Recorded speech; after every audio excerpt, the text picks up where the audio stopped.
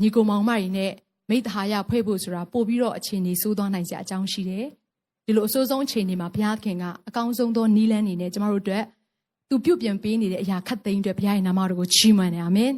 အဲ့တော့ဒီနေ့မှာကျမနှုတ်ကပတ်တော်ဝင်ငါမဲ့ခေါင်းစဉ်ကဘုရားသခင်နဲ့အချိန်ယူပါကျမပြန်ပြောခြင်းနဲ့နှုတ်ကပတ်တော်ရဲ့ခေါင်းစဉ်ကဘုရားသခင်နဲ့အချိန်ယူပါဘာလို့ဒီနှုတ်ကပတ်တော်ကိုကျမဝင်ငါရတယ်လဲဆိုလို့ရှိရင်အခုလိုအခြေအနေမျိုးမှာယုံကြည်သူတစ်ယောက်ချင်းတိုင်းဟာတော်တော်များများကအိမ်မာနေကြတယ်နော်မိသားစုတွေနဲ့အချိန်ယူကြတယ်သိကောင်းတယ်ဒါပေမဲ့တစ်ဖက်မှာလည်းကျမတို့မရှိမဖြစ်လုံးဝမဲ့အရာတစ်ခုကဘာလဲဆိုတော့အဲ့ဒီကြီးမြတ်တဲ့ဘုရားသခင်နဲ့အချိန်ယူဖို့အတွက်ဖြစ်တယ်ခါတိုင်းမှာတော့ကျမတို့အလုပ်တွေသွားရတယ်နော်ဒါမှမဟုတ်တခြားကိုယ့်ရဲ့ကိုယ်ရေးကိုယ်ရာကိစ္စတွေနဲ့အပြင်မှာအလုပ်ရှုပ်ကြတယ်ဒီအပြင်ကျမတို့လှုပ်ဆောင်စရာကိစ္စတွေကနော်များလုံးတဲ့အတွက်ကြောင့်မို့ကလေးချောင်းပို့ရတာလားဒါမှမဟုတ်ကျန်တဲ့နော်အလုပ်ကိစ္စတွေရှိကြမှာပါအဲ့အလုပ်တွေနဲ့အလုပ်ရှုပ်ပြီးတော့ကျမကတော့ဘုရားသခင်နဲ့အချိန်ယူဖို့ရန်အတွက်အရန်ခက်ခဲလှပါတယ်လို့ပြောတဲ့ညီကိုမမတွေအတွက်တော့အခုအချိန်မှာဘုရားသခင်နဲ့အချိန်ယူဖို့ရန်အတွက်အကောင်းဆုံးဘုရားသခင်ပြင်ဆင်ပေးတယ်လို့ကျမကတော့ဒီတိုင်းယုံကြည်တယ်အစိုးရကနေအကောင်းကိုချီးမွမ်းရရင်ပေါ့ဆိုတော့ဒီနေ့မှာတော့ဘုရားသခင်နဲ့အချိန်ယူပါဆိုတဲ့နှုတ်ကပတ်တော်ကိုကျမဒီနေ့ဘာဖြစ်လို့ပြောခြင်းလဲဆိုတော့ဘုရားသခင်နဲ့အချိန်ယူခြင်းဆိုတဲ့အရာကကျမတို့အတွက်အသက်ရှူရတဲ့လေလိုပဲမရှိမဖြစ်အရေးကြီးတဲ့အရာတစ်ခုဖြစ်လို့ပါယုံကြည်သူတော်များများကပြောလို့ရှိတယ်ဟာဘုရားသခင်နဲ့အချိန်ယူတဲ့အရာကနော်သွားရင်လာရင်နဲ့ဘုရားသခင်နဲ့အချိန်ယူလို့မရဘူးလားဒါမှမဟုတ်ကျမတို့ရှိတဲ့နေရာမှာအလုပ်ထဲကတော့၎င်းနော်ဒါမှမဟုတ်ကျမတို့ကားစီးနဲ့တော့၎င်းဒါမှမဟုတ်ကျမတို့တခြားပေါ့နော်သွားရင်လာရင်နဲ့ပေါ့ဘုရားသခင်နဲ့အချိန်ယူလို့မရဘူးလားလို့ပြောတဲ့သူတချို့ရှိပါတယ်ယူလို့ရပါတယ်ဒါပေမဲ့ဘုရားသခင်နဲ့အချိန်ယူခြင်းကိုနက်သွားခြင်းနေဆိုရင်တော့ဒီအတိုင်းသွားရင်လာရင်နဲ့ဖုတ်ပူမိတိုက်ဘုရားသခင်နဲ့အချိန်ယူခြင်းကနေတစ်ဆင့်ထပ်တိုးပြီးတော့ဘုရားသခင်နဲ့တူးတဲ့အချိန်ယူခွင့်တွေလိုအပ်ပါတယ်ဘာဖြစ်လို့ကျမတို့ကိုပြောတယ်လေဆိုလို့ရှိရင်ဒီနေ့ဘုရားခင်ကကျမတို့ကိုစကားပြောတဲ့အခါမှာအရေးကြီးတယ်လို့သူ့ရဲ့ဖွင့်ပြချက်တွေနော်သူ့ရဲ့စကားအသံတွေကကျမတို့အသက်တာထဲမှာနှုတ်ကပတ်တော်ရဲ့ဖွင့်ပြချက်နဲ့တော်၎င်းသူကိုယ်တိုင်စကားပြောခြင်းတော်၎င်းကျမတို့အသက်တာထဲမှာရောက်ရှိလာတတ်တယ်ဆိုပါစို့သင်ကနေပြီးတော့သင်ရဲ့မိသားစုကိုအရေးကြီးတဲ့စကားတစ်ခုပြောမယ်ဆိုရင်သွားရင်လာရင်နဲ့ပြောရင်သင်ရဲ့မိသားစုကသင်ဘေးနားမှာရှိတဲ့ညီကိုမောင်မကမှတ်မိနိုင်မှာမဟုတ်ဘူးဒါမှမဟုတ်အရေးတယူထားပြီးတော့နားထောင်လိုက်မှာမဟုတ်ဘူးအဲ့တော့သင်ကဘာလုပ်လဲဆိုတော့အရင်အရေးကြီးတဲ့စကားတစ်ခုကိုပြောမယ်ဆိုရင်ကိုယ့်ရဲ့မိသားစုကိုနော်ထိုင်ကုန်တနေရာမှာထိုင်ခိုင်းပြီးတော့အာရပါရနော်တကယ်ကိုကြကြနတ်ဆွေးနေပြီးတော့ပြောဆိုမှာပဲမဟုတ်ဘူးလားဒီလိုပဲဘုရားခင်ကအခုလိုအချိန်ကာလမျိုးမှာကျမတို့တယောက်ချင်းစီတိုင်းကိုသူကနှစ်ဦးတဲ့အချိန်ယူပြီးတော့သူပြောခြင်းနဲ့အရေးကြီးတဲ့စကားတွေကိုဖွင့်ပြခြင်းနဲ့အချိန်ကာလဖြစ်တယ်ဒါကြောင့်မလို့သူ့ရဲ့သားသမီးတယောက်ချင်းစီတိုင်းကိုသူကဒီလိုအချိန်ကာလမျိုးမှာသူ့ကိုနားဆွင့်ဖို့ရန်အတွက်သူ့စီကလာတဲ့နှုတ်ကပတ်တော်ကိုခံယူပြီးတော့သူ့ရဲ့လမ်းညွှန်မှုတွေနဲ့အတူသွားလာတတ်တော်သူဖြစ်ဖို့ရတဲ့အတွက်ဒီနေ့ဘုရားခင်ကကျမတို့တယောက်ချင်းစီတိုင်းကိုပြောခြင်းတဲ့အချိန်ကာလဖြစ်တယ်အာမင်ဒါကြောင့်မလို့ဒီနေ့နှုတ်ကပတ်တော်ထဲမှာဘာပြောထားလဲဆိုတော့တစ်ပေခန်းကြီး၄ခန်းငယ်9မှာခတ်သိမ်းသောအမှုရာတို့သည်အဆုံးသို့ရောက်လူပြီဖြစ်သောကြောင့်တမာတိရှိကြလော့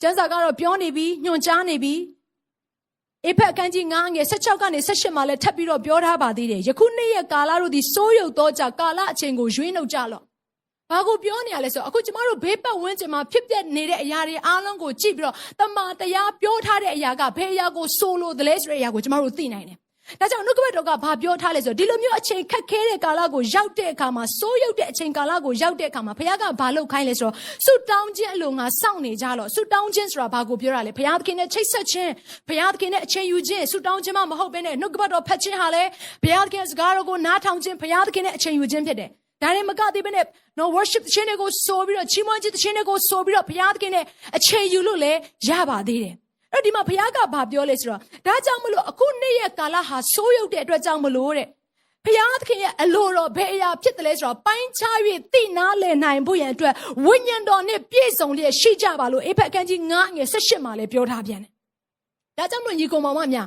အဲ့ဒီသရှင်တော်ဝိညာဉ်တော်ဘုရားနဲ့ပြေဝဖို့ရန်အတွက်သွားရင်လာရင်နဲ့ကျမတို့ဘုရားသခင်နဲ့အချိန်ယူလို့မရဘူးတရှင်တော်ဝိညာဉ်တော်ဘုရားနဲ့တာ၍နော်တကယ်ကိုယဉ်ဤကျွမ်းဝင်တော်သူဖြစ်ဖို့ရန်အတွက်နော်အဲ့ရတွေကနေကျမတို့ဘုရားသခင်နဲ့အချိန်ယူတဲ့အချိန်ကနေပြီးတော့အဲ့ရဘောကနေဘုရားခင်ကိုနော်စကားပြောတဲ့အချိန်တွေကနေပြီးတော့တူးထောက်ပြီးတော့ဘုရားရဲ့မျက်မှောက်တော်ထဲမှာဒီနေ့ဘုရားသခင်နဲ့ပြင်းထန်စွာတိုးဝင်ရမယ့်အချိန်ကာလရောက်နေပြီဖြစ်တယ်အာမင်ဒါကြောင့်ယုံကြည်သူတယောက်ချင်းဆိုင်ကိုဒီနေ့ဘုရားရှင်ကဘာပြောနေလဲဆိုတော့အခုစိုးရုပ်တဲ့ကာလကိုကြည်ပါတယ်ဒီအရာအားလုံးဟာ မကြခင်မှာပျောက်ပြတ်သွားရမယ့်အရာတွေဖြစ်တယ်ဆိုလိုတဲ့သဘောကသင်္ခါရတွေဖြစ်တယ်ဘာဖြစ်လို့လဲဆိုတော့မကြခင်မှာယေရှုခရစ်တော်ဒုတိယအကြိမ်ပြန်ကြွလာတော့မယ်ထာဝရနဲ့ဆိုင်တဲ့အရာဟာမကြခင်မှာရောက်လာတော့မယ်ပြောချင်တဲ့အရာကသင်္ခါရတရားကနေပြီးတော့ထာဝရတရားကိုကူးပြောင်းမဲ့အချိန်ကာလရောက်လာတော့မှာဖြစ်တယ်ဒါကြောင့်ဒီကူးပြောင်းတဲ့အချိန်ကာလဟာအလွန်မင်းခက်တန်တဲ့အချိန်ကာလဖြစ်တဲ့အတွက်ကြောင့်မလို့ယုံကြည်သူများခိုင်ခန့်ခြင်းအလို့ငါကျမတို့ဒီလောကရဲ့မုန်တိုင်းတန်းမှာမပါသွားဘဲနဲ့အဲ့ဒီဘုရားခင်ကိုမြဲမြဲဖက်တွယ်တဲ့သူတယောက်ဖြစ်မယ်ဆိုရင်တော့ခိုင်ခန့်တဲ့အသက်တာရရှိမှာဖြစ်တယ်အာမင်ဒါကြောင့်ဒီနှုတ်ကပတ်တော်နဲ့ကျမခွန်အားပေးခြင်းနဲ့အခုလိုအချိန်ကာလမျိုးမှာကျမတို့နှုတ်ကပတ်တော်ကိုပြန်လေ့လာလိုက်တဲ့အခါမှာဒီအချိန်ကာလဟာအခု April နော်9ရက်နေ့ဖြစ်တဲ့ဒီအချိန်ကာလဟာJewish Day ရဲ့နော်ကျမတို့ပွဲတော်နီးလာတဲ့ပွဲတော်တစ်ခုရှိရဲ့အဲ့ဒါကဘာလဲဆိုတော့ပတ်သက်ခါပွဲတော်ဖြစ်တယ်ဆိုတော့စဉ်းစားလိုက်မယ်ဆိုရင်တော့အချိန်ကာလအတိအကျကြီးပေါ့နော်အဲ့ဒါကိုဘာမှတွေ့ရလဲဆိုထွက်မြောက်ကျမ်းအခန်းကြီး7ထဲမှာတွေ့ရတယ်အဲ့တော့နှုတ်ကပတ်တော်ကိုကျမတို့အတူတူကလေ့လာကြအောင်ထွက်မြောက်ကျမ်းအခန်းကြီး7အခန်းငယ်1ကနေ3ကိုကျမဖတ်ချင်တယ်ပြီးတော့မှ6ကနေ9ကိုကျမဖတ်ချင်တယ်ထာဝရဘုရားသည်အေဂုတ္တုပြည်၌မောရှေနှင့်အာယုန်တို့အားမိန့်တော်မူသည်ကားဤလသည်သင်တို့၌လဦးဒီဟုသောနှစ်စဉ်တွင်ပထမလဖြစ်ရမည်သင်တို့သည်ဣသရေလအမျိုးပရိသတ်အပေါင်းတို့ကိုမှားထားရသောစကားဟုမူကားဤလ10ရက်နေ့၌သင်တို့ရှိသမျှသည်မိမိအိမ်တောင်အသီးသီးအတိုင်းတအိမ်တောင်လျင်သိုးတငယ်တကောင်စီယူရမည်အခန်းငယ်6ကနေ9ကိုကျွန်မဆက်ပြီးတော့ဖတ်လို့ရတယ်ထိုသိုးတငယ်တို့ကိုထိုလ14ရက်တိုင်အောင်စောင့်ထားပြီးမှညဦးအချိန်၌ဣသရေလအမျိုးအစည်းအဝေးပရိသတ်အပေါင်းတို့သည်တက်ရကြမည်သိုးတငယ်၏အသားကိုစားရသောအိမ်၏တကထုပ်နှင့်တကတိုင်နှစ်ဖက်၌သိုးတငယ်၏အသွေးကိုယူ၍ထိုးရမည်အသားကိုမီးနှင့်กินပြီးမှ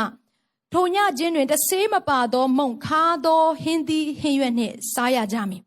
အဲ့တော့အခုဒီဟာကသူတို့လရဲ့သူတို့မှာဣသရေလလူမျိုးမှာသူတို့မှာကလန်ဒါရှိတယ်အဲ့ Jewish calendar မှာသူတို့မှာ12လရှိတယ်နော်အဲ့12လမှာပထမလကနှစ်ဆန်းလဖြစ်တယ်အဲ့ဒီနှစ်ဆန်းလမှာအခုကျမတို့ရဲ့ခရစ်တက္ကရပြက်ကတိန်နဲ့ပြန်ပြီးတော့ကြည့်လိုက်မယ်ဆိုလို့ရှိရင်သူကဘာလသွားကြလဲဆိုလို့ရှိရင် March လအကုန် April လနော်အဲ့ April လထဲကိုရောက်သွားတယ်အဲ့တော့အခုအချိန်မှာဆိုရင်သူပြောထားတဲ့နှုတ်ကပတ်တော်အရဤလ10ရက်နေ့ဆိုရင်သူတို့ကလန်ဒါအရပြန်ကြည့်လိုက်တဲ့အခါမှာအဲ့ဒီနှစ်ဆန်းလရဲ့10ရက်နေ့ကဘယ်နေ့သွားကြလဲဆိုလို့ရှိရင်သူတို့ရဲ့4ရက်နေ့ပေါ့ကျမတို့ April လ4ရက်နေ့ပေါ့မနေ့ကပြီးခဲ့ပြီပေါ့ April လ4ရက်နေ့ကြတယ်အခုဒီနေ့ကတော့ April လ9ရက်နေ့ဆိုတော့သူတို့အတွက်ဆိုရင်နှစ်ဆန်းလ17ရက်နေ့ပေါ့ဆိုတော့အဲ့တော့ကျမ်းစာထဲမှာဘာပြောထားလဲဆိုတော့ဤလ10ရက်နေ့မှာတဲ့သင်တို့ရှိသမျှဟာအိမ်တောင်အသီးသီးမှာသိုးတငယ်တကောင်စီယူလာရမယ်အဲ့ဒီသိုးတငယ်ကဘာအတွက်လဲဆိုလို့ရှိရင်ပတ်သက်ခါပွဲမှာသူတို့တတ်ဖို့ရန်အတွက်ယာထားတဲ့သိုးတငယ်တွေဖြစ်တယ်အဲ့ဒီသိုးတငယ်တွေကိုယူလာပြီးတော့10ရက်နေ့မှာယူလာပြီးတော့နှစ်ဆန်းလရဲ့14ရက်နေ့မှာသူတို့ကဘာလုပ်ကြလဲဆို14ရက်နေ့ဆိုဘာနေ့ကြလဲဆိုလို့ရှိရင် April လကျမတို့အခုဒီခရစ်တက္ကရာနဲ့တက်မယ်ဆိုရင် April လ10ရက်နေ့ကြပါတယ်နော်အဲ့လိုမျိုးအချိန်ကာလမှာသူတို့ကဘာလုပ်ကြလဲဆိုရင်အဲ့ဒီသိုးတငယ်ကိုညဦးရန်ဆိုတဲ့အခါမှာသူတို့ကညဦးရန်လို့ပြောတဲ့အခါမှာကျမတို့ရဲ့ညနေခင်းကိုပြောနေခြင်းဖြစ်တယ်အဲ့တော့အဲ့ညနေခင်းအချိန်မှာသူတို့ဘာလုပ်ကြလဲဆိုရင်အဲ့ဒီသိုးတငယ်ကိုတဲ့တက်တယ်တဲ့တက်ပြီးတော့အဲ့သိုးတငယ်ရဲ့အသွေးကိုဗမာတုတ်လိမ့်လဲဆိုတော့အဲ့ရဲ့တကတုတ်တဲ့တကတိုင်မှာတုတ်လိမ့်ရတယ်အဲ့ဆိုဘုရားခင်အဲ့ဒါကိုကြိုပြီးတော့ဘာဖြစ်လို့ပြောတယ်လဲဆိုတော့အေဂုတ္တုပြည်မှာရှိတဲ့သားဦးမှန်သမျှကိုဘုရားခင်ကစီရင်ဖို့ရန်အတွက်ကောင်းကင်တမန်ကိုဆေလွတ်လိုက်တဲ့အချိန်ကာလဖြစ်တယ်ဒါကြောင့်မလို့ဘုရားခင်ကအဲ့ဒီစီရင်ခြင်းနဲ့ကင်းလွတ်စေဖို့ရန်အတွက်သူ့ရဲ့သားသမီးတွေကိုအဲ့ဒီ14ရက်ညမှာနော်ဒီနှစ်ဆန်းလရဲ့14ရက်ညမှာအားလုံးဟာအိမ်ထဲမှာပဲနေပြီးတော့ဒီပတ်သက်ခါပွဲကိုပြုလုပ်ဖို့ရန်အတွက်ဘုရားရှင်ကနေပြီးတော့မိန့်ကြားတဲ့အရာတစ်ခုဖြစ်တယ်အဲ့တော့သူတို့ကဘာလုပ်ရလဲဆိုတော့အခုနပတ်သက်ခါသိုးတငယ်လေးကိုတက်ပြီးတော့အသွေးကိုတကထုပ်တကတိုင်မှာသူတို့တုတ်လိမ့်ပြီးတဲ့အခါမှာအဲ့ဒီသိုးတငယ်လေးကိုကြတော့တမိသားစုလုံးကအဲ့ဒီအချိန်မှာအိမ်ထဲကနေမထွက်ပဲနဲ့သိုးတငယ်ကိုပြီးတဲ့အထိကုံတဲ့အထိသူတို့ကစားရတယ်အကယ်၍မကုံဘူးကြံခဲ့တယ်ဆိုလို့ရှိရင်လေတဲ့မီးပေါ်မှာပဲဆက်ပြီးတော့ထားရတယ်ဒီအတိုင်းပြစ်မထားရအောင်ဆိုတော့အဲ့အရာကိုကျွန်မပြန်ကြည့်ပြီးတော့ကျွန်မစဉ်းစားဆင်ခြင်တဲ့အခါမှာဘာကိုသွားပြီးတော့သူ့ရဲ့လူဝက်ချက်ကိုတွေ့ရလဲဆိုတော့အဲ့ဒီလိုမျိုးခက်ခဲနေတဲ့အချိန်ကာလရောက်ရှိလာတော့မယ့်အချိန်မှာဘုရားသခင်ကသူတို့ကိုအာယုံစိုက်ခိုင်းတဲ့အရာတစ်ခုပဲရှိတယ်အဲ့ဒါသိုးတငယ်ဖြစ်တယ်သူတို့ကိုနော်တခြားအရာတွေကိုသူတို့ကိုသွားပြီးတော့နော်ဟိုတခြားသူတို့စားခြင်းနဲ့အစားအစာတွေကိုမစားခိုင်းမနဲ့စားခိုင်းတဲ့အသားကလည်းတစ်မျိုးပဲဖြစ်တယ်အဲ့ဒါသိုးတငယ်ဖြစ်တယ်အဲ့ဒီသိုးတငယ်ရဲ့အသားကိုစားပြီးတော့မှသူတို့ကအဲ့ဒီတညလုံးကိုကုန်လွန်ရတယ်တဲ့အပြင်ကိုထွက်လို့မရဘူး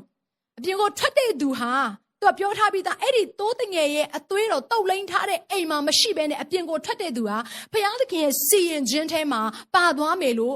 နှုတ်ကပတ်တော်ကအတိလင်းလာတယ်။ဒါကြောင့်မလို့အဲ့ဒီအချိန်ကာလမှာဘာလုပ်ရလဲဆိုလို့ရှိရင်ဣသလလူတယောက်ချင်းဆိုင်ကတိုးတငယ်ရဲ့အသွေးတုပ်လိမ့်ထားတဲ့အိမ်တွင်းထဲမှာနေပြီးတော့အဲ့ဒီတိုးတငယ်ရဲ့အသားကိုပဲသူတို့ကတညလုံးစားရတာဖြစ်တယ်။အကယ်၍များဘုရားစကားကိုနားမထောင်ဘဲနဲ့တိုးတငယ်ရဲ့နော်တုပ်လိမ့်ထားတဲ့အသွေးရဲ့အပြင်ဘက်ကိုရောက်သွားတဲ့သူကတော့ဘုရားရဲ့စီရင်ခြင်းကိုခံရတယ်။ဒီအပြင်မှာတော့ဘုရားခင်ကသူစီရင်မဲ့အရာကဘုရားကိုမသိသေးတော့ဘုရားစကားကိုနားမထောင်တော့ခိုင်မာနေတဲ့နှလုံးသားရှိတဲ့အေဂုတုလူမျိုးတွေကိုစီရင်ဖို့နဲ့ဘုရားပြင်ဆင်တဲ့အချိန်ကာလဖြစ်ပေမဲ့အခုနအသွေးတော်ရဲ့တုပ်လိမ့်ထားတဲ့နေရာမှာမနေဘဲနဲ့အဲ့ဒီတိုးတငယ်ကိုစားသုံးခြင်းမရှိဘဲနဲ့အပြင်ကိုထွက်သွားတဲ့သူတယောက်ချင်းဆိုင်ရဲ့အသက်တာထဲမှာတော့ဆုံးရှုံးခြင်းရှိမယ်လို့ပြောနေတာဖြစ်တယ်။အဲ့ကဘာကိုဆိုလိုနေရလဲဆိုတော့အခုလိုမျိုးအချိန်ကာလလွန်ခဲ့တဲ့နှစ်4000ကျော်ကဖြစ်ပျက်ခဲ့တဲ့အရာကျမတို့အခုအချိန်မှာဖြစ်ပျက်နေတယ်။ဘာဖြစ်ပျက်နေလဲဆိုတော့တလောကလုံးကိုဘုရားသခင်ဟာစီရင်နေတဲ့အချိန်ကာလဖြစ်တယ်လို့ကျွန်မပြောချင်တယ်။ဒီလိုအချိန်ကာလမျိုးမှာဘုရားသခင်ကိုသိပြီးတော့ဘုရားသခင်ရဲ့အသွေးတော်နဲ့ရွေးဝယ်ခြင်းခံရတဲ့ယုံကြည်သူတစ်ယောက်ချင်းစီလောက်ရမယ့်အရာကဘာလဲဆိုတော့တိုးတငယ်ဖြစ်တဲ့ယေရှုခရစ်တော်နဲ့နေ့ရက်အစဉ်တိုင်းမှာအချိန်ယူနေဖို့ပဲဖြစ်တယ်အာမင်။တခြားအရာတွေကိုကျမတို့စိတ်ဝင်စားလို့မရဘူး။တခြားအရာတွေကကျမတို့အသက်တာထဲမှာကျမတို့ကိုဖျက်ဆီးနိုင်တဲ့အရာတွေဖြစ်တဲ့အတွက်ကြောင့်မလို့ကျမတို့ရဲ့ attention အားလုံးကျမတို့ရဲ့အာယုံအားလုံးဟာဒီနှုတ်ကပတ်တော်အပေါ်မှာရှိရမယ်။ဘုရားသခင်ရဲ့စကားပြောခြင်းအပေါ်မှာရှိရမယ်။ဘုရားသခင်ကိုကိုးကွယ်ခြင်းအရာမှာတာ၍အားကြီးပွင့်တယ်ဖြစ်တယ်။အဲ့တော့ဘုရားခင်ကသူနဲ့အချိန်ယူခြင်းကိုဘယ်လောက် serious ထားတယ်လဲဆိုတော့အဲ့ဒီလိုမျိုးတဲ့ Passover Eve ပေါ့နော်။ပတ်သက်ခါတိုးတငယ်လေးကိုတတ်တဲ့အဲ့ဒီညဘက်ပြီးတာနဲ့နောက်တစ်ရက်ဆိုလို့ရှိရင်သူက Passover Day 1ဆိုပြီးတော့ပတ်သက်ခါပွဲပထမညတော့9ရက်ကျင်းပတာဖြစ်တဲ့အတွက်ကြောင့်မလို့ပတ်သက်ခါပွဲရဲ့ပထမညရောက်တယ်။ပထမနေ့ရောက်တယ်။အဲ့လိုရောက်တဲ့အခါမှာဘုရားခင်ကဘာပြောလဲဆိုတော့အရင်အဟောစရာကောင်းတယ်။အခန်းငယ်16ကိုကြည့်တဲ့အခါမှာပထမနေ့၌၎င်း9ရက်နေ့၌၎င်းဓမ္မစည်းဝေးခြင်းကိုပြုရမည်ထိုနေ့ရက်၌လူတိုင်းစားခြင်းကိစ္စနှင့်ဆိုင်သောအလုပ်အဆောင်မှတပါအခြားသောအလုပ်ကိုမလုပ်မဆောင်ရဘာကိုပြောနေတာလဲဆိုတော့အဲ့ဒီပတ္တခါပွဲနော်အဲ့ဒီတိုးတငယ်လေးကိုစားပြီးတဲ့ညပြီးသွားတယ်နောက်တနေ့မနက်မှာတဲ့ဓမ္မစည်းဝေးခြင်းအမှုကိုပြုရမယ်အင်္ဂလိပ်လိုဆိုလို့ရှိရင်သူကဘလို့ပြောထားလဲဆိုရင်နော် to worship ဘုရားကိုကိုးကွယ်ဖို့ရန်အတွက်ဖြစ်တယ်တဲ့နောက်ထပ်စကားလုံးတစ်လုံးကသူကဘလို့ပြောထားလဲ sacred assembly အထွတ်အမြတ်ထားပြီးတော့ဘုရားသခင်နဲ့အချိန်ယူရမယ်ကာလလို့ဘုရားကပြောတယ်စဉ်းစားကြည့်နော်မနေ့ကညကပဲဘုရားကိုမသိတဲ့တာဥတွေအားလုံးသေနေတဲ့အချိန်ကာလဒါတွေမကသေးဘဲနဲ့ဘုရားစကားကိုနားမထောင်ဘဲနဲ့တိုးတငယ်ရဲ့အသွေးတောက်လိန်ထားတဲ့အိမ်ကနေထွက်ပြီးတော့သူရဲ့အမျိုးသားချင်းထဲမှာသေနေတဲ့သူတွေရှိကောင်းရှိနိုင်တယ်ကျွန်မပြောတော့ရှိကောင်းရှိနိုင်တယ်အဲ့လိုအချိန်ကာလမျိုးမှာဘုရားသခင်ကသေရေးရှင်ရေးနဲ့ပတ်သက်တဲ့အချိန်ကာလမှာဘုရားဘာပဲလုပ်ခိုင်းလဲအတုပသွားချလို့မပြောဘူးဘုရားဘာလုပ်ခိုင်းတယ်လဲဆိုတော့ဓမ္မစည်းဝေးခြင်းအမှုကိုပြုရမယ်တဲ့ဝါဓမ္မစည်းဝေးခြင်းအမှုဒီနေ့ဘုရားသခင်ကိုအထွတ်အမြတ်ထားပြီးတော့ဘုရားသခင်နဲ့အချိန်ယူခြင်းကိုပြုလုပ်ပါလို့ဘုရားရှင်ပြောခြင်းဖြစ်တယ်ဒီနေ့ယုံကြည်သူများဒီနေ့ဘုရားသခင်ဟာသူနဲ့ပတ်သက်လာလို့ရှင်အရေးတယူထားပြီးတော့သူနဲ့ပတ်သက်လာလို့ရှင်သေရေးရှင်ရဲ့ထက်မကသူ့ကိုတာ၍တန်ဖိုးထားတတ်တော်သူဖြစ်ဖို့ရတဲ့သူ့ကိုတာ၍အလေးပေးတော်သူဖြစ်ဖို့ရတဲ့အထွတ်အမြတ်ထားတော်သူဖြစ်ဖို့ရတဲ့ဒီနှုတ်ကပတ်တော်ကနေကျွန်မဆင်ခြင်ရတယ်။ဒါကြောင့်မို့ကျွန်တော်တို့လုပ်ရမယ့်အရာကဘာပဲလုပ်ရမှာလဲ။ယုံကြည်သူများအခုလိုဖြစ်နေတဲ့ကာလမှာကိုယ်အိမ်ထဲမှာနေရတဲ့ယုံကြည်သူချို့ဆိုရင် lockdown လုပ်ခံရတဲ့နော်နိုင်ငံတွေရှိပါတယ်။အဲ့လိုမျိုးတင်ဟာ lockdown လုပ်ခံရတဲ့နိုင်ငံထဲမှာတင်ပါတယ်ဆိုလို့ရှိရင်အခုနဖျက်ကျန်ခန်းကြီး7ထဲမှာပေါ်ပြသွားတဲ့ဖျားခိုင်းစေချက်အတိုင်းအိမ်မှာဖျားသခင်ကိုစိတ်မျှော်ကြည့်ပြီးတော့အဲ့ဒီတိုးတငယ်ဖြစ်တဲ့ယေရှုခရစ်တော်ကိုသင်စားသုံးရမယ်တိုးတငယ်ဖြစ်တဲ့ယေရှုခရစ်တော်ရဲ့အသွေးတော်အောက်ထဲမှာနေ့ရက်အစဉ်တိုင်းသင်ခိုလုံပြီးတော့ဖျားသခင်ကိုစိတ်မျှော်ကြည့်ရမယ်အချိန်ကာလဖြစ်တယ်ဟာလေလုယာဒါကြောင့်ဒီတိုင်းကျမတို့နေခြင်းတလို့နေလို့ရတာနေခြင်းတလို့နေဖို့အတွက်ကျမတို့အားမပေးခြင်းဘူးမှန်ပါတယ်အိမ်မှာမိသားစုနဲ့အချိန်ယူဒါပေမဲ့မိသားစုတစ်စုလုံးကိုကျမ်းစာထဲမှာပြောထားတဲ့အတိုင်းဓမ္မစီဝေးခြင်းအမှုပြုရမယ်အချိန်ကာလဖြစ်တယ်စီဝေးမယ်မိသားစုတစ်စုလုံးကိုပြောပါခေါ်ပါလာခဲ့ငါတို့ဒီအချိန်မှာဘုရားခင်ကိုကိုးကွယ်ကြအောင်တရက်လုံးဘုရားခင်ကိုဘုရားခင်ကိုကိုးကွယ်ကြရအောင်ဘုရားရဲ့မျက်မှောက်တော်ထဲမှာငါတို့အတူတူကဘုရားရဲ့နှုတ်ကပတ်တော်ကိုခံယူကြရအောင်အာမင်အိမ်တော်ဦးစီးကလည်းနှုတ်ကပတ်တော်ကိုဝင်ငှမယ်ကိုယ့်ရဲ့အိမ်တော်ဦးစီးရဲ့ စကားတန်ကိုလည်းတမိသားစလုံးကနားထောင်ပြီးတော့နော်အမျိုးသမီးကလည်းသားသမီးတယောက်ချင်းဆိုင်ကိုဘုရားကိုကြောက်ရွံ့ဖို့အတွက်ဘုရားရဲ့တရားစကားကိုခံယူခြင်းနဲ့သူဖြစ်ဖို့အတွက်ဘုရားသခင်နဲ့အချိန်ပေးတဲ့သူတွေဖြစ်လာဖို့အတွက်ကျမတို့ဟာဒီအချိန်မှာမိသားစုကိုကောင်းကောင်းနှုတ်ကပတ်တော်နဲ့တိုက်တွန်းရမယ့်အချိန်ကာလဖြစ်ပါတယ်အဲ့လိုအချိန်ကာလမျိုးနော်နောက်ထပ်တစ်ခုကျမ်းစာထဲမှာတွေ့ရတယ်အဲ့ဒါကဘာမှလဲဆိုလို့ရှိရင်ယေရှုခရစ်တော်ကားတိုင်ပေါ်ကိုတက်ခံဒီအချိန်ကာလဖြစ်တယ်အဲ့ဒီနေ့ရက်ဟာလေကျမ်းစာထဲမှာပြောထားတဲ့နေ့ရက်တွေဟာနော်အမှတ်တမဲ့တိုက်ဆိုင်တာတခုမှမရှိဘူးဘုရားသခင်ကအလုပ်လုပ်တဲ့အခါမှာသူ့အချိန်နဲ့အလုပ်လုပ်တယ်ဘုရားအတိကျတယ်ဘုရားရှင်ဖြစ်တယ်အဲ့တော့အဲ့ဒါကိုဘာမှထပ်တွေ့ရလဲဆိုတော့ယေရှုခရစ်တော်ကားတိုင်ပေါ်တက်ခံဒီအချိန်ဟာအဲ့ဒီရက်ဟာအခုနပတ်သက်ခါပွဲမှာတက်မဲ့တိုးတငယ်ကိုတက်ရတဲ့ညအချိန်ကာလဖြစ်တယ်အဇုမပွဲတော်လို့လည်းခေါ်တယ်အဲ့ဒီညအချိန်မှာကျမ်းစာထဲမှာကြည့်လိုက်တဲ့အခါမှာမာကုခန်းကြီး14အခန်းငယ်35ကနေ36ကိုကြည့်တဲ့အခါမှာအဲ့လိုတိုးတငယ်ကိုတက်ရမယ်အချိန်ကာလမှာယေရှုခရစ်တော်ဟာသူသိနေတယ်မကြခင်ယောမဆက်သားတွေဟာသူ့ကိုလာပြီးတော့ဖမ်းပြီးတော့ရိုက်နှက်တော့မယ်အချိန်ကာလသူဖြစ်တဲ့အခါမှာသူဟာဒီအရာကိုဖျက်ကျော်ရမယ်လူသားတိုင်းရဲ့အပြစ်ကိုသူ့အပေါ်မှာဆောင်ယူပြီးတော့တိုးတငယ်လေးပမာသူအသေးခံရတော့မယ်အချိန်ကာလကိုသူသိတဲ့အခါမှာသေရေးရှင်ရင်နဲ့ကြုံလာတဲ့အခါမှာယေရှုဘာလုပ်လဲသိလားအခန်းငယ်36မှာ35ရဲ့အဆုံးမှာစပြီးတော့ကျွန်မဖတ်ချင်တယ်မြေပေါ်မှာပြက်ဝတ်၍အိုအဖခမည်းတော်ကိုရောဒီအလုံးစုံတို့ကိုတတ်နိုင်တော်မူ၏ဤခွက်ကိုအကျွန်ုပ်မှလွှဲတော်မူပါသို့တော်လည်းအကျွန်ုပ်အလိုရှိသည့်အတိုင်းမဖြစ်ပါစေနှင့်ကိုရောအလိုရှိသည့်အတိုင်းဖြစ်ပါစေသောဟုဟူ၍ထိုအချိန်၌ရည်သည်မိမိနှင့်လွန်သွားနိုင်လင်လွန်သွားပါမည်အကြောင်းဆုတောင်းတော်မူပြီးမှအဲ့တော့ဆုတောင်းတဲ့အခါမှာ तू ကတစ်ချိန်နဲ့ဆုတောင်းတာမဟုတ်ဘူးအဲ့မှာခုမှဖတ်တဲ့အခါမှာ तू ကနှစ်ချိန်မြောက်အောင်ဆုတောင်းနောက်ထပ်3ချိန်တိုင်သူ့ရဲ့တပည့်တော်စီပြန်လာတယ်လို့ပြောတဲ့အခါမှာ3ချိန်လောက်အထိယေရှုခရစ်တော်ဟာသူ့ရဲ့ခမည်းတော်နဲ့စကားပြောနေတာ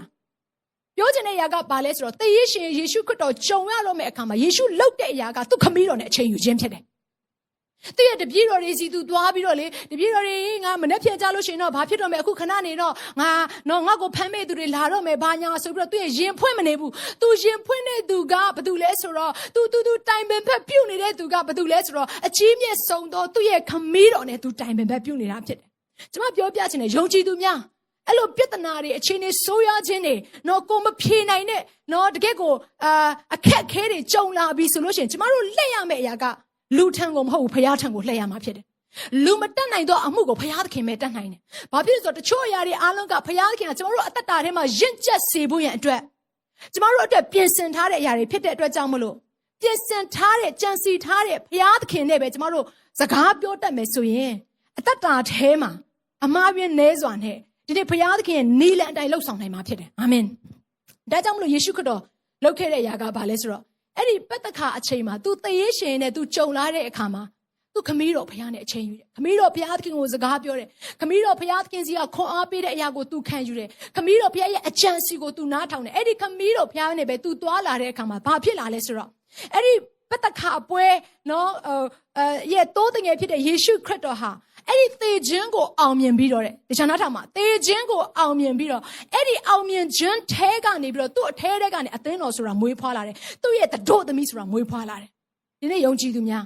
းအခုလိုသေခြင်းနဲ့ဆိုင်နေတဲ့အခြေအနေကိုဖျက်ဆီးနေရတဲ့အခါမှာကျွန်မလှုပ်ဆောင်စေချင်တဲ့အရာကအဲ့ဒီခမည်းတော်ဘုရားနဲ့အချိန်ယူပါအဲ့လိုအချိန်ယူခြင်းအပြင်သင်ရဲ့အသက်တာထဲမှာသေခြင်းကိုအောင်မြင်တဲ့အခွင့်တကောကိုဘုရားရှင်ပေးမှာဖြစ်တယ်အာမင်ဘာလို့ဘုရားခင်ရဲ့လက်တော်ထဲမှာအသက်ရှင်ခြင်းနဲ့သေခြင်းဟာအကုန်လုံးရှိနေတယ်။ဒါကြောင့်မို့ဘုရားခင်ကိုယိုသေတဲ့သူဘုရားခင်ကိုမပြစ်မှားတဲ့သူဘုရားခင်ရဲ့ဆုံးမခြင်းကိုနားထောင်တဲ့သူဘုရားခင်ရဲ့နိဥပဒေသားကိုနားထောင်တဲ့သူတယောက်ချင်းစီရဲ့အသက်တာထဲမှာပြောချင်တဲ့အရာကဘုရားခင်နဲ့အချိန်ယူတဲ့သူတယောက်ချင်းစီရဲ့အသက်တာထဲမှာလွတ်ချင်းချမ်းသာရှိနေတယ်။ဒါကြောင့်မို့ယုံကြည်သူများကျွန်မအားပေးပါရစေ။ဒီချိန်မှာကျွန်တော်တို့ဘုရားခင်မျက်မှောက်တော်ထဲကိုပြန်လဲပြီးတော့လှည့်အောင်ဘုရားခင်နဲ့စကားပြောအောင်အရင်တော့ကဘုရားခင်ကိုနေတူ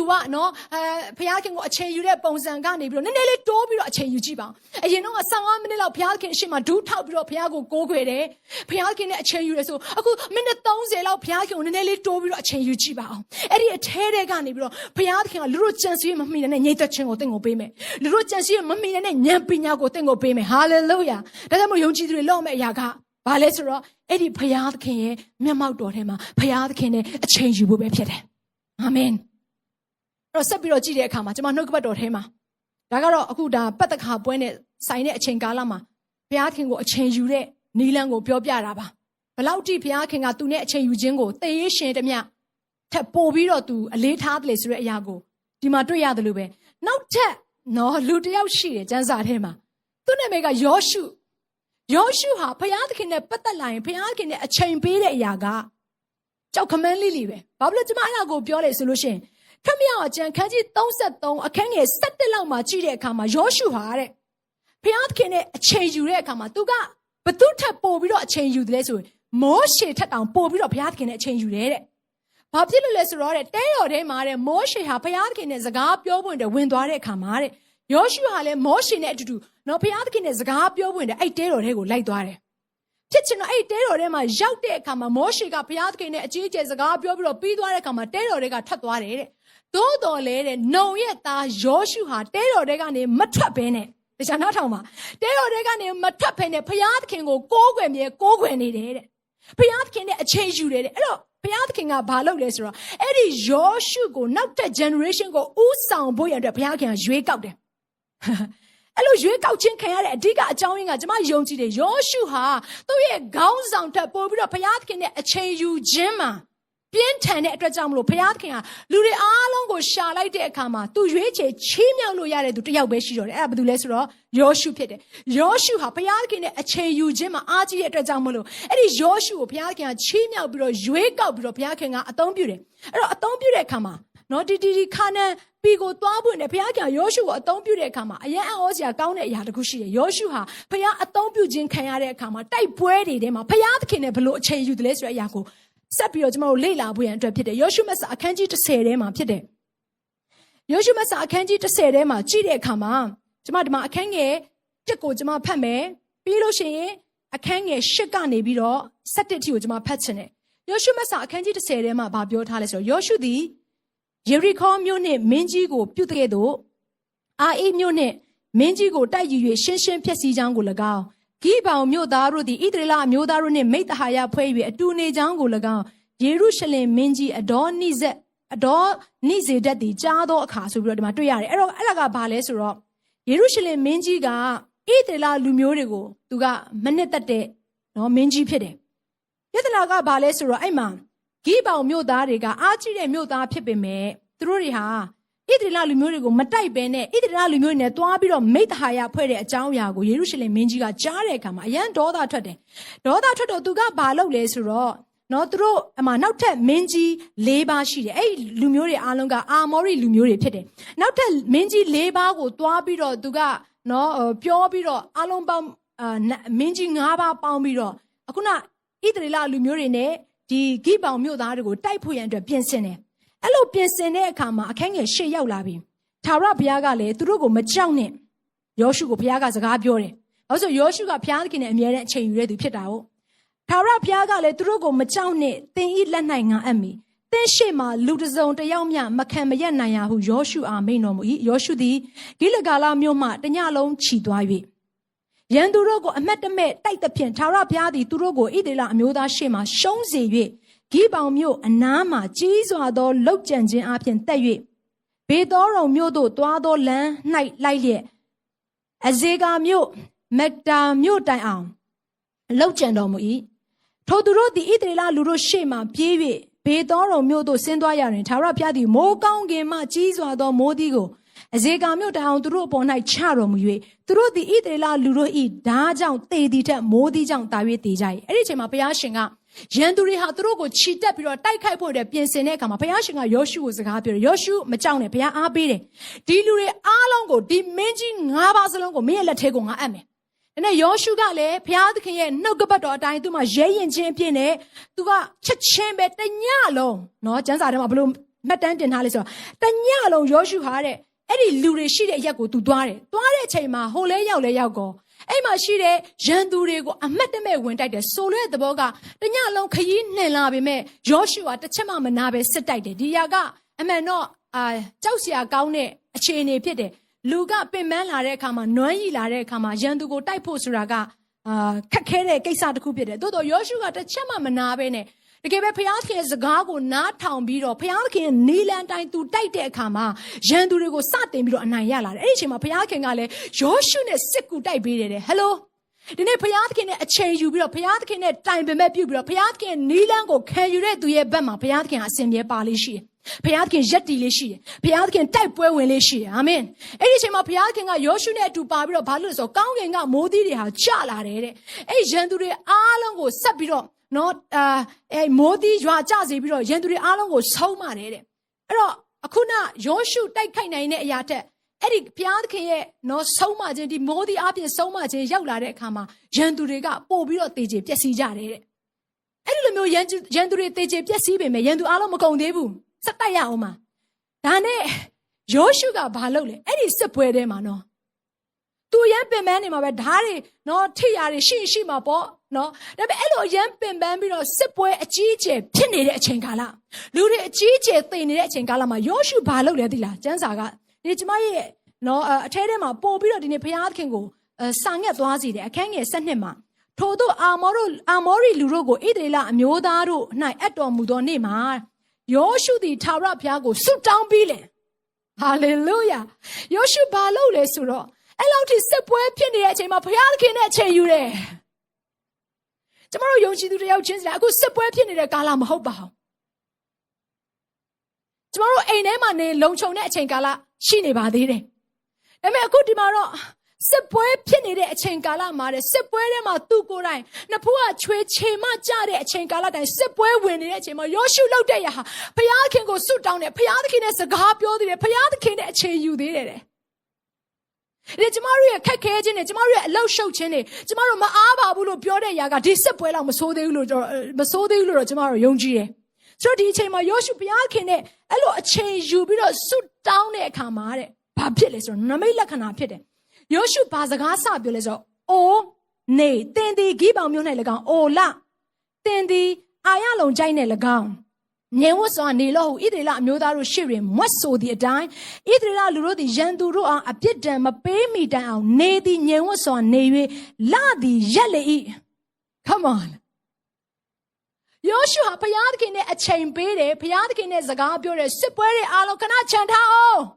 ်အရေးမကြီးတဲ့အရာတွေခဏချန်ထားအောင်ဘုရားခင်ပဲသူ့အတွက်အရေးကြီးနေတာဘုရားသခင်ရဲ့လမ်းပြခြင်းပဲသူ့အတွက်အရေးကြီးနေတဲ့အတွက်ကြောင့်မလို့ဒီလောကနဲ့ဆိုင်တဲ့အရာတွေအားလုံးNothing else matter အရေးမကြီးဘူး I'm going to leave them all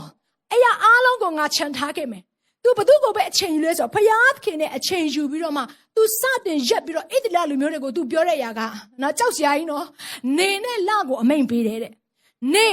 ေတင်ရရှိတဲ့နေရာမှာတင်ရက်နေလတင်ရှိတဲ့နေရာမှာတင်ရက်နေအခုငါတို့တိုက်ပွဲမပြီးမချင်းနေဟာမဝင်စေနဲ့ဆိုပြီးတော့သူကအမိန်ပေးတဲ့အခါမှာတဲ့ဘုရားကကျမ်းစာထဲမှာဘယ်လိုပြောထားဆိုအခန်းငယ်14မှာထာဝရဘုရားသည်လူစကားကိုနားထောင်၍တဲ့ဖျားစကားကိုပဲလူနားထောင်ရတဲ့ခေတ်ကာလမှာဖျားစကားကိုပဲလူဟာနားထောင်ရမယ်အခြေအနေဖြစ်ပါတယ်သို့တော့ဖျားဟာလူရဲ့စကားကိုပြန်နားထောင်တယ်လို့ကျမ်းစာထဲမှာမှတ်တမ်းတင်ထားတယ်။ဘာဖြစ်လို့ယောရှုရဲ့စကားကိုဖျားသခင်ကနားထောင်ရလာအောင်ယောရှုရဲ့နော်အမိတ်ပေးခြင်းနဲ့ဒီနေလကျဲနဲ့ခတ်တရားအားလုံးကိုအမိတ်ပေးတဲ့အချိန်ကာလကိုနော်ယောရှုပြောနေတဲ့အချိန်မှာဘုရားကယောရှုနဲ့သဘောတူရအောင်ယောရှုကဘာလို့မို့လို့လဲယောရှုလည်းကျမနဲ့တင်လို့ပဲခေါင်းနှလုံးနော်ရှိနေတာမဟုတ်ဘူးခေါင်းတစ်လုံးပဲရှိတာပခုံးတစ်ဖက်ကြားကခေါင်းတစ်လုံးထွက်တဲ့သူတွေကြီးပဲဆိုလိုချင်တဲ့အရာကဒါပေမဲ့သူ့ရဲ့အသက်တာထဲမှာထူးခြားနေတဲ့အရာကဘာလဲဆိုလို့ရှိရင်တင်နဲ့ကျွန်တော်လိုပါပဲလူသားပါပဲဒါပေမဲ့ဘုရားသခင်နဲ့အချိန်ယူခြင်းဖြစ်တဲ့အခါမှာဘုရားသခင်ကိုအချိန်ပေးတယ်ဘုရားသခင်စကားကိုနားထောင်တဲ့သူကိုလည်းဘုရားကအချိန်ပြန်ပေးတယ်ဘုရားကလည်းသူ့စကားပြန်နားထောင်တယ်ပြန်ပြောမယ်ဘုရားစကားနားထောင်တဲ့သူရဲ့ဘုရားစကားနားထောင်တဲ့သူကိုဘုရားကပြန်နားထောင်တယ်ဘုရားကိုအချိန်ပေးတဲ့သူကိုဘုရားကပြန်ချိန်ပေးတယ်အခုယောရှုစစ်ပွဲထဲမှာအချိန်မရှိတဲ့အချိန်မှာဘုရားခင်ကိုအချိန်ပေးတဲ့အခါမှာအခုဘာဖြစ်လဲဆိုတော့အဲ့ဒီစစ်ပွဲမပြီးမချင်းအောင်နိုင်တဲ့အခွင့်ရဖို့အတွက်အဲ့ဒီတစ်နေ့ထဲမှာရန်သူတွေအားလုံးကိုအပြီးတိုင်ချိန်မုံနိုင်ဖို့အတွက်သူ့အတွက်ဘုရားကနောက်ထပ်အချိန်ကိုထပ်တိုးပေးလိုက်တယ်ညီကျမတို့ဘုရားသခင်အတွက်အချိန်ပေးအောင်ဘုရားသခင်အတွက်အချိန်ပေးပြီးတော့ယဉ်ဤမြုပ်နှံခြင်းဟာအကြီးမြတ်ဆုံးသောယဉ်ဤမြုပ်နှံခြင်းဖြစ်တယ်ဘုရားသခင်ကိုအချိန်ပေးပြီးတော့နော်ကျမတို့အသက်တာထဲမှာယဉ်ဤမြုပ်နှံလိုက်လို့ကျမတို့အသက်တာထဲမှာဆုံးရှုံးသွားကြအကြောင်းတစ်ခုမှမရှိဘူးလို့ယောရှုကဒီနှုတ်ကပတ်တော်ထဲမှာဖော်ပြထားတာဒါကြောင့်ယုံကြည်သူတွေကျမတို့ဘာလို့ရမလဲဆိုနေ့ရက်အစဉ်တိုင်းမှာဘုရားသခင်နဲ့အချိန်ယူဖို့အတွက်ဖြစ်တယ်ဒါကြောင့်မို့ဘုရားရဲ့မျက်မှောက်တော်ထဲကိုတိုးဝင်တဲ့အခါမှာလည်းဟန်ဆောင်ခြင်းကင်းမဲ့စွာနဲ့တိုးဝင်ပါတချို့သောသူတွေကဘုရားမျက်မှောက်တော်ထဲကိုလာတဲ့အခါမှာပြီးရောလာတဲ့သူရှိတယ်ဟန်ဆောင်ပြီးတော့လူတွေရဲ့အရှိမ ဟန်ဆောင်ပြီးတော့တကယ်ကိုဘုရားကိုကိုးကွယ်တဲ့သူတချို့ရှိတယ်ကိုးကွယ်ခြင်းတကိုးကိုညှင်းပယ်ပြီးတော့တခါတည်းဖာရိရှဲလိုမျိုးနော်လူတွေရဲ့အရှိမအထင်ကြီးဖြစ်သွားအောင်ထင်ကြီးသွားအောင်လှုပ်ဆောင်တတ်တဲ့ဘုရားသခင်နဲ့အချိန်ယူခြင်းမဖြစ်ဖို့လေသတိထားရမယ်ဘာဖြစ်လို့ဘုရားခင်ကအဲ့လိုမျိုးနော်ဘုရားခင်နဲ့စစ်မှန်စွာအချိန်ယူတဲ့သူမဟုတ်တဲ့သူဘုရားခင်ကသူ့ရှိတော်ကနှင်ထုတ်လို့ရှိတယ်ဘာဖြစ်လို့ကျွန်မအဲ့ဒါပြောလဲဆိုလို့ရှိရင်နှုတ်ကပတ်တော်တစ်ခုရှိတယ်အဲ့ဒါကမာကုအခန်းကြီး9ထဲမှာဖြစ်တယ်မာကုအခန်းကြီး9ကိုကျွန်တော်တို့ဖတ်လိုက်မယ်ဆိုအခန်းငယ်22ကနေစပြီးတော့ဖတ်လိုက်မယ်ဆိုရင်လူတစ်ယောက်ရှိတယ်ယာအေရုလို့ခေါ်တယ်သူကတရားစီရင်မှုအဲ့ဒီယာအေရုရဲ့သမီးကတေခံနေဖြစ်တဲ့အချိန်မှာယာအေရုကဘုသူစီကိုလာလဲဆိုယေရှုစီကိုလာတယ်ယေရှုကျွန်တော်ရဲ့သမီးတေခံနေဖြစ်တဲ့အတွက်ကြောင့်မလို့ကိုတော်ကယ်မတော်မူပါဆိုအလွန်တောင်းပန်နေတဲ့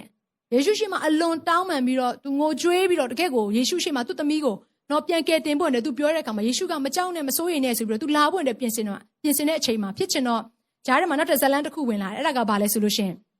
12နှစ်ပတ်လုံးသွေးသွန်တာဆွဲတဲ့အမျိုးသမီးဆိုတော့အဲ့ရနဲ့12နှစ်ပတ်လုံးသွေးသွန်တာဆွဲတဲ့အမျိုးသမီးနဲ့တခါတည်းသူကနမိတ်လက္ခဏာတွေပြုတဲ့အခါမှာဟိုအိမ်ကိုမရောက်နိုင်ဘူးအဲ့တော့မရောက်တဲ့အချိန်မှာပဲဟိုဘက်မှာယာအေရုရဲ့သမီးကသေသွားအောင်ဒါနဲ့အိမ်ကနေပြီးတော့လူတစ်ယောက်ကနေပြီးတော့လာတယ်လာပြီးတော့ခုနယာအေရုကိုပြောတယ်ယာအေရု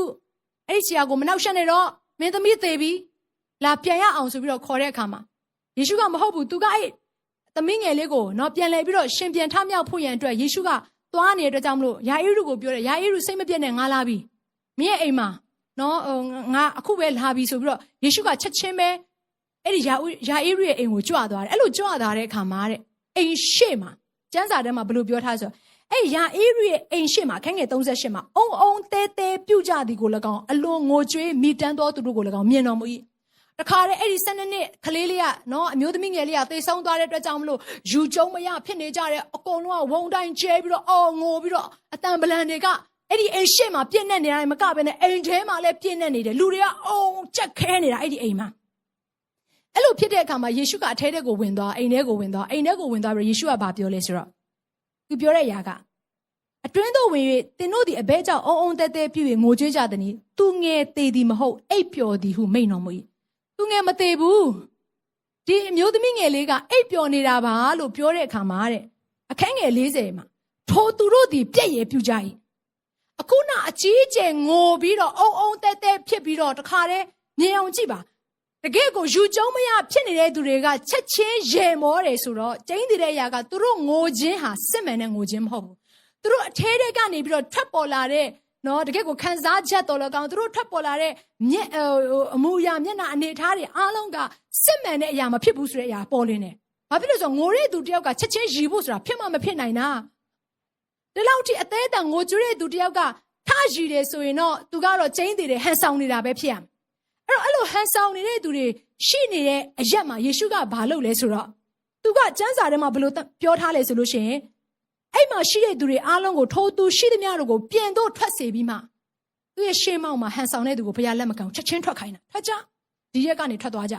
ချက်ချင်းပဲအဲ့ဒီလူတွေအားလုံးပြည့်ရပြုတ်ပြီးတော့ဟန်ဆောင်တဲ့သူတွေအားလုံးငိုကြွေးတဲ့အခါမှာလည်းဟန်ဆောင်ပြီးငိုကြွေးနော်တကယ်ကိုခံစားရတယ်လို့ပါနဲ့ဟန်ဆောင်တဲ့သူတွေအားလုံးကိုအဲ့ဒီခမ်းမာတွေကနေထွက်ခိုင်းပြီးတော့မှယေရှုကဘာလုပ်လဲဆိုတော့သူ့ရဲ့တပည့်တော်တော်မှ3ယောက်ပဲခေါ်ပြီးတော့သူအဲ့မှာအမျိုးသမီးငယ်လေးကိုပြန်လှည့်ပြီးတော့တေခြင်းကနေရှင်ပြန်ထမြောက်စေခဲ့တဲ့အမှုရာကိုတွေ့ရတယ်။ဘာကိုပြောချင်တာလဲဆိုတော့ဒီနေ့ဘုရားရဲ့မျက်မှောက်တော်ထဲမှာသင်တိုးဝင်တဲ့အခါမှာဟန်ဆောင်ခြင်းကင်းမဲ့စွာနဲ့တိုးဝင်မှာဟန်ဆောင်ခြင်းကင်းမဲ့စွာနဲ့ဘုရားခင်နဲ့အချိန်ယူပါဘုရားခင်ပြောသမျှအရာအားလုံးကိုလက်ခံနိုင်တဲ့နှလုံးသားနာခံနိုင်တဲ့နှလုံးသားရှိဖို့နဲ့ပြင်ဆင်ပါဒါမှတိုင်ဒီချိန်ကာလမှာဘုရားခင်နဲ့အချိန်ယူတဲ့အခါမှာနဲ့နဲတဲ့အချိန်ယူခြင်းဖြစ်လာလိမ့်မယ်ဒီချိန်တစ်ခါမှတင့်ကိုမဖော်ပြဘူးတဲ့နှုတ်ကပတ်တော်တွေကိုဘုရားရှင်ဖော်ပြလာလိမ့်မယ်နေကျမတို့အခုဒီနေ့ကျမအခုဝင်ကနေနှုတ်ကပတ်တော်တွေဆိုနှုတ်ကပတ်တော်တွေဟာလေဒီဘုရားရှင်ကျမကိုတော့အရင်တော့မဖွင့်ပြဘူးတဲ့အရာဖွင့်ပြတဲ့နှုတ်ကပတ်တော်ဖြစ်တယ်ဒီအရာကဘယ်ထဲမှာပဲရလဲဆိုတော့ဘုရားရဲ့မျက်မှောက်တော်ထဲမှာပဲရတယ်ဘုရားရဲ့နှုတ်ကပတ်တော်ကိုပြင်ဆင်တဲ့အခါမှာမလွယ်ပါဘူးတခါတလေ2ရက်ပြင်နဲ့3ရက်ပြင်နဲ့မထွက်လာတဲ့အချိန်တွေကာလမျိုးတွေရှိတတ်တယ်ဒါပေမဲ့ကျမပြောချင်တဲ့အရာကတကယ်ဘုရားရဲ့မျက်မှောက်တော်ထဲမှာနက်နက်ရှိုင်ရှိုင်သင်တိုးဝင်ပြီဆိုရင်တော့နက်နက်နဲနဲနှုတ်ကပတ်တော်ကိုသင်ကြားလိမ့်မယ်အာမင်ဒါကြောင့်ကျွန်တော်တို့ယုံကြည်သူတွေအခုကာလမှာဘုရားခင်တန်ကိုနက်နက်နဲနဲတိုးဝင်ရမယ့်အချိန်ကာလရောက်နေပြီဓမ္မစည်းဝေးခြင်းပြုရမယ့်အချိန်ကာလရောက်နေပြီသေရရှင်ထက်ဘုရားခင်နဲ့အချိန်ယူခြင်းကို အလေးထားမယ်အချိန်ကာလရောက်နေပြီဟာငါဘုရားခင်နဲ့အချိန်ယူနေတာပဲဆိုပြီးတော့မကျင်နဲ့ ဒီဗီဒီယိုကိုပိတ်တင်ပိတ်ရမယ်တခြားပျော်ပွဲရှင်ပွဲတွေလုပ်နေတယ်အိမ်မှာမိသားစုတွေပဲရှိနေပျော်ပွဲရှင်ပွဲလုပ်နေတဲ့သူတွေရှိတယ်မလုပ်နဲ့လို့မပြောစားရေးတောက်ရေးမှုကိုတော့ပြုရမယ်သို့တော့ဘုရားသခင်နဲ့ပတ်သက်လာတဲ့ဘုရားအရေးကိုပို့ပြီးတော့တန်ဖိုးထားဖို့နဲ့လိုအပ်တယ်အာမင်ဒါကြောင့်မို့ဒီနှုတ်ကပတ်တော်တစ်ပိုက်ကိုကျွန်မဖတ်ချင်တယ်နှစ်တိခန်းကြီး3ငယ်1ကနေ9မှာနောင်ကာလသည်ခဲရင်သောကာလဖြစ်မည်ဟုသိမှတ်ကြလော့အဘယ်သို့နည်းဟုမူကားလူတို့သည်ကိုချစ်တော်သူငွေကိုတက်မှတ်တော်သူဝါကြွားတော်သူထောင်လွှားစော်ကားတော်သူသူ့အသေးကိုရှုံချတော်သူသူတို့ဘာကိုအများနဲ့ရှုံချနေတဲ့သူတွေမျိုးရှိတယ်အဲ့ဒါကဖခင်မနှစ်သက်တဲ့အရာဖြစ်တယ်မိဘစကားကိုနားမထောင်တော်သူဂျေဇုမရှိတော်သူဘယ်တော့မှဂျေဇုမသိတတ်တဲ့သူတွေပေါ်လာလိမ့်မယ်တန်ရှင်းခြင်းမရှိတော်သူညစ်ညူးတဲ့အတ္တတာနဲ့ဘုရားကမနှစ်သက်တဲ့အတ္တတာနဲ့ရှောက်လန်းတဲ့သူတွေကိုပြောနေတာပဂရိကျင်နာစုံမက်ခြင်းနဲ့ကင်းတော်သူအခုလိုကာလမျိုးမှာယုံကြည်သူတွေတယောက်ချင်းစီတိုင်းငတ်မွတ်နေတဲ့သူတွေကိုလိုက်လံကျွေးမွေးရမယ့်ကာလဖြစ်တယ်အာမင်ဆိုတော့တချို့သောသူတွေကအဲ့လိုပဂရိကျင်နာစုံမက်ခြင်းနေတာမှကင်းမဲ့နေတဲ့သူတွေရှိရဲ့ရန်ညိုးဖွဲ့တော်သူချောစားတတ်တော်သူကိုကောင်းရင်ပြီးရောနော်အဲ့လိုလူတစ်မျိုးရှိပြန်တယ်ကိုအိမ်တွေကိုမချုပ်တီးနိုင်တော်သူပြင်းထန်တော်သူသူတော်ကောင်းကိုမုန်းတော်သူတစ္ဆာကိုဖျက်တတ်တော်သူတတိပေးခြင်းကိုမခံတော်သူမမာနနဲ့ရစ်မှုတော်သူဘုရားသခင်ကိုနှစ်သက်တီထက်ကာမဂုဏ်ခံစားခြင်းကိုတာ၍နှစ်သက်တော်သူအဲ့ဒီထဲမှာယုံကြည်သူတွေမပါဘူးအတွက်အရေးကြီးတယ်ဒီခဲရင်တဲ့ကာလမှာအဲ့တော့ဘုရားကဘာဆက်ပြောလဲဆိုဖျားဝတ်၌မွေ့လော်ရောင်ဆောင်၍မွေ့လော်ခြင်းတကိုးကိုညှင်းပယ်တော်သူတွေဖြစ်လာလိမ့်မယ်တဲ့ဒါကြောင့်မလို့အဲ့ဒီထဲမှာမပါဖို့ရန်အတွက်သင်ကိုယ်တိုင်ကဘုရားသခင်နဲ့ချင်းကပ်ပါအဲ့လိုဖြစ်နေတဲ့သူကိုလည်းကျမ်းစာကဘာပြောလဲထိုသူတို့ကိုရှောင်ပါတဲ့ပြက်တယ်ကျမ်းစာကတော့ဒါကြောင့်မလို့ဒီသင်ရဲ့အတ္တတာထဲမှာမပူမအေးခက်နွေးလေးအတ္တတာနဲ့သင်လျှောက်လန်းလို့မရတော့ဒီနေ့ဘုရားသခင်အတွက်တောက်လောင်ရမယ့်အချိန်ကာလရောက်နေပြီဘုရားသခင်နဲ့အချိန်ယူခြင်းကိုတာ၍တန်ဖိုးထားပြီးတော့လောကနဲ့အချိန်ယူခြင်းတွေအားလုံးကိုခဏထားလိုက်ပါအောင်ခဏနေအောင်နော်ချက်တာပြုတ်တာတွေတော့ရှိမှာပေါ့ဒါပေမဲ့ထမင်းနောက်မှစားမယ်ဘုရားသခင်နဲ့အချိန်ယူမယ်TV တွေဘာတွေကျွန်မမကြည့်နဲ့လို့တော့မပြောပါဘူးအချိန်ယူလို့ရပါတယ်ကြည့်လို့တော့ရတယ်သို့တော့အဲ့ဒီအရာတွေထက်ဘုရားသခင်နဲ့ပို့ပြီးတော့အချိန်ယူဖို့နဲ့အဓိကအရေးကြီးတယ်ဘုရားခင်ကိုပို့ပြီးတော့အချိန်ဦးစားပေးမယ်ဒီကျွန်မတို့ဘာပြောချင်လဲဆိုနှုတ်ကပတ်တော်နဲ့ဆိုင်တဲ့အရာကိုနားထောင်မယ်ဆိုအားရပါရနားထောင်လိုက်အားရပါရခံယူလိုက်ပြီးခံယူပြီးလိုက်လို့ဘာလို့အဲ့လိုပြောလဲဆိုရှင်ပေါလုကဘာပြောခဲ့တယ်လဲဆိုရင်နှုတ်ကပတ်တော်ကိုနာယုံမျှတာပြုတော်သူမဟုတ်ဘဲနဲ့နှုတ်ကပတ်တော်ကို doer လှုပ်ဆောင်တော်သူဖြစ်ကြပါကျင့်တော်သူဖြစ်ကြပါနှုတ်ကပတ်တော်ကိုနာခံပြီးတော့လိုက်လှုပ်တဲ့သူဖြစ်ကြပါလို့ဒီနေ့နှုတ်ကပတ်တော်ထဲမှာပြောထားတယ်ဒါကြောင့်မလို့ယုံကြည်သူများနေ့ကျွန်တော်တို့ဘုရားသခင်နဲ့အချိန်ယူကြရအောင်ဒါပေမဲ့မင်းကြီးကတော့ဘာပြောလဲဆိုတော့တတိုင်းတော်ထဲမှာရှိတဲ့တိတ်ရက်ဟာအခြားရက်ရှိရက်တစ်ထောင်ထက်သာ၍ကောင်းတယ်ဒီကျွန်တော်တို့ကိုပြန်ပြီးတော့စဉ်းစားရအောင်ပြန်ပြီးတော့မေးရအောင်ဘုရားသခင်မျက်မှောက်တော်ထဲမှာအိမ်မှာတနာရီအချိန်ယူလိုက်ခြင်းဟာကျန်တဲ့နော်လောကနဲ့ဆိုင်တဲ့အရာတွေနဲ့အချိန်ယူရခြင်းတဲ့တာ၍ကောင်းသလားလို့ကိုပြန်မေးစေခြင်းနဲ့မကောင်းမှုဆိုရင်တော့ဒီနေ့ဘုရားသခင်အရှိမဒူးထောက်ဖွင့်တဲ့အချိန်ကာလရောက်နေပြီဒါကြောင့်မလို့ဒီနေ့ညီကောင်မတယောက်ချင်းဆောင်ကျွန်မအားပေးခြင်းဒီနေ့ဘုရားသခင်နဲ့အချိန်ယူကြရအောင်အာမင်ဘုရားခင်နဲ့အချိန်ယူကြရအောင်လောကနဲ့အချိန်ယူခြင်းအားလုံးကိုခဏလောက်ရက်လိုက်ညီကောင်မဘုရားခင်နဲ့ပို့ပြီးတော့သင်အချိန်ဆက်မိလာလိမ့်မယ်ဘုရားခင်ပြောတဲ့စကားတွေကိုသင်ကြားလာနိုင်မှာဖြစ်တယ်ဒါကြောင့်မလို့အခုချိန်မှာကျွန်မဘာလုပ်ချင်လဲဆိုတော့အခုနကကျွန်မဆိုခဲ့တဲ့တခြင်းကိုပြန်လဲပြီးတော့ဆိုချင်တယ် just be here at your feet ကိုရဲ့ခြေတော်ရင်းမှာပဲကျွန်မနေပါရစေကိုရောရဲ့ just be here in your presence ကိုရဲ့မျက်မှောက်တော်ထဲမှာပဲကျွန်တော်ရှိချင်ပါတယ်ကိုရောစာသားလေးကကျွန်မအရန်သဘောကျတယ်ပထမစာသားလေးကိုကျွန်မကြည့်စီချင်တယ်အဲ့ဒီပထမစာသားမှာသူကဘာပြောထားလဲဆိုရင် everything else can wait အခြားအရာတွေအားလုံးကတဲ့စောင့်ဆိုင်ထားခိုင်းလို့ရပါတယ်တဲ့အခြားအရာတွေအားလုံးကနောက်မှပါပဲ everything else ဘာဖြစ်လဲ can wait ကျန်တဲ့အရာတွေအားလုံးခဏလောက်စောင့်ခိုင်းလိုက်ပါအောင်အဲ့ဒါတွေကမရှိမဖြစ်အရေးကြီးတဲ့အရာမဟုတ်ဘူးဘုရားသခင်နဲ့အချိန်ယူခြင်းကပဲမရှိမဖြစ်အရေးကြီးတဲ့အရာဖြစ်တယ်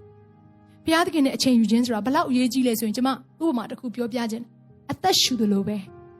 လေကိုရှူရတယ်လို့ပဲ လေမရှူရင်ကျမတို့သေသွားနိုင်တယ်လို့ပဲနေဘုရားခင်နဲ့အချိန်ယူခြင်းဆိုတာလေရှူရတယ်လို့ပဲရက်တန်လို့မရအခုလိုခဲရင်တဲ့ကာလမှာပို့ပြီးတော့မှဘုရားခင်နဲ့အချိန်ယူရမှာပေါ့နေမကောင်းဖြစ်နေတဲ့သူတယောက်အသက်မရှူနိုင်တဲ့အခါဘာလုပ်ရလဲအောက်ဆီဂျင်ကိုယူပြီးတော့ရှူရတယ်မဟုတ်ဘူးလားအခုလိုခဲရင်တဲ့ကာလမှာလူတွေအားလုံးကဘာလုပ်အောင်လဲဆိုတော့အောက်ဆီဂျင်ကဲ့သို့ကျွန်တော်အသက်တာထဲမှာခဲရင်တဲ့ကာလမှာကျမတို့ကိုအသက်ရှင်ခွင့်ပေးမဲ့ဘုရားသခင်ကိုအချိန်ယူရမှာဖြစ်တယ်။အဲ့ဒီဘုရားသခင်ကိုတာ၍အကျွမ်းဝင်ရမှာဖြစ်တယ်။ဘုရားသခင်နဲ့အကျွမ်းဝင်ရင်မိတ္တဟာယဖွဲ့လို့ထို့သောပြုမှကောင်းစားခြင်းရောက်မယ်လို့ဒီနေ့နှုတ်ကပတ်တော်ထဲမှာယောဘထဲမှာပြောပြခဲ့တယ်။အဲ့ကောင်းစားခြင်းဆိုတဲ့အရာကလောကနဲ့ဆိုင်တဲ့ကောင်းစားခြင်းကိုပြောနေတာမဟုတ်ဘူးဝိညာဉ်နဲ့ဆိုင်တဲ့ကောင်းစားခြင်းစိတ်နှလုံးကောင်းစားခြင်းကိုပြောနေတာ။အဲ့ဒီစိတ်နှလုံးကောင်းစားခြင်းရောက်လာဖို့ရန်အတွက်ဖယားကပဲပေးနိုင်တယ်။ဒီဖယားရှင်ကတော့ဘာပြောလဲဆိုတော့ကျမ်းစာထဲမှာရှောလမုန်တခြင်းထဲမှာငါတို့သမီးရှိတဲ့အရက်ကိုတဲ့ငါလာပြီတဲ့။တောင်တွေကိုကြော်ဖြတ်ပြီးတော့ငါရဲ့တို့သမီးရှိတဲ့အရက်ကိုငါလာပြီ။ဒီရင်ဘဝကနေရက်ပြီးတော့တို့သမီးရဲ့ထွက်လာခဲ့ပါ။အိုတို့သမီးငါစီကိုလာခဲ့ပါဆိုပြီးတော့သခင်ဖြစ်တဲ့ကျမတို့ဖယားကသူနဲ့အချိန်ယူဖို့အတွက်ခေါ်နေတဲ့ကာလဖြစ်တယ်လို့ကျမ်းစာထဲမှာရေးထားတယ်။ဒါကြောင့်မို့ယုံကြည်သူများဒီကျွန်မအားပေးခြင်းတယ်။ဒီချိန်ကာလမှာဘုရားသခင်နဲ့ယဉ်ဤစွာသွားလာမယ့်အချိန်ကာလဖြစ်တယ်။တိုးတငယ်ကိုစိတ်စိတ်ကြည့်ရမယ့်အချိန်ကာလဖြစ်တယ်။တိုးတငယ်ရဲ့အသွေးတော်အောက်ထဲမှာနေတတ်တော်သူဖြစ်ပွင့်အတွက်အရေးကြီးတယ်။တိုးတငယ်ကိုစားသုံးတတ်တော်သူဖြစ်ပွင့်တဲ့အရေးကြီးတယ်။အာမင်။ဒါမှမဟုတ်ဒီချင်းကိုကျွန်မပြန်ဆိုတဲ့အခါမှာအတူတကွကျွန်မနဲ့ကိုးကွယ်စီခြင်းတယ်။ Everything else can waitလောကနဲ့ဆိုင်တဲ့အရာတွေအားလုံးကိုခြံထားခဲ့လို့ရတယ်။ယောရှုကစစ်ဖြစ်နေတဲ့အချိန်မှာတော့မှတရေရှင်ကြုံနေတဲ့အချိန်ခါတော့မှအဲ့ဒီအရာတွေအားလုံးကိုခြံထားခဲ့ပြီးတော့ဘုရားသခင်နဲ့အချိန်ယူသေးတယ်ဆိုရင်ယေရှုခရစ်တော်ကလည်းကားတိုင်းပေါ်တက်ခံနေတရေရှင်ရဲ့အချိန်နဲ့ကြုံလာတဲ့အခါမှာသူခမည်းတော်ဘုရားနဲ့သူအချိန်ယူသေးတယ်ဆိုရင်နေကျမတို့ကလည်းထိုကဲ့သို့သောနှုတ်ကပတ်တော်ထဲမှာပြောထားတဲ့နေဥပဒေသားတွေကိုလိုက်နာဖို့အတွက်ကာလကြာရောက်နေပြီဖြစ်တယ်။မိတ်ဆွေဘုရားသခင်နဲ့အချိန်ယူဖို့အတွက်နှခါမစင်းစားပါနဲ့။အားမအချိန်ယူမယ်ဆိုတဲ့အရာမဖြစ်စေနဲ့။အားသင်ရဲ့ရှေ့ကြုံခဲ့ရင်တော့မှကိုရောမျက်မှောက်တော်တွေကမထွက်ပင်နဲ့ကိုရောနဲ့ယဉ်ဤကျွမ်းဝင်ခြင်းကိုတိဆောက်ပါမယ်ဆိုတဲ့ယုံကြည်သူတွေဖြစ်ဖွယ်တဲ့နေနှုတ်ကပတ်တော်အပြင်ကျွန်မသင်ကိုတိုက်တွန်းခြင်းနဲ့